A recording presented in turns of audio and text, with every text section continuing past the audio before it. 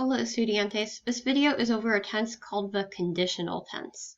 Just like its name applies, this happens when there is some sort of condition and like I would if. This tense is very similar to the future tense. The future tense goes with like the word will, like I will go home at 3:30. Whereas conditional is like would, like I would go home now, but I have class. So it implies something that's going to happen, that could happen in the future, but only like if given some sort of situation. Like for instance, if I had a plate of pasta, I would eat it. So I would eat it would be in the conditional tense because it's like I would, something I would do. The endings for this tense are very similar to the imperfect tense. They go ia, ias, ia, iamos, iais, and ian. And just like the future tense, you are going to add these to the end of a word, and you do not take off the endings. So this is just like the future tense where you don't take off the endings. They also have the same irregulars as the future tense. There's a tiny list here. I also have the larger list here. So the exact same irregulars that we had in the future tense also apply to the conditional tense.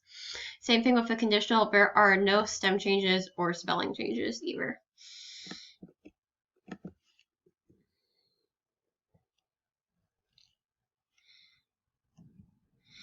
Some other times you use the conditional tense is to be polite.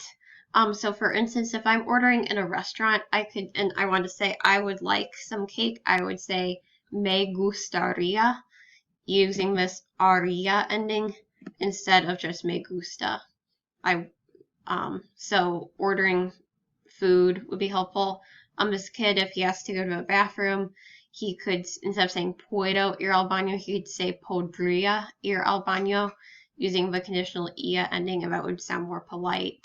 Asking for directions, you could use the conditional tense and sound more polite as well.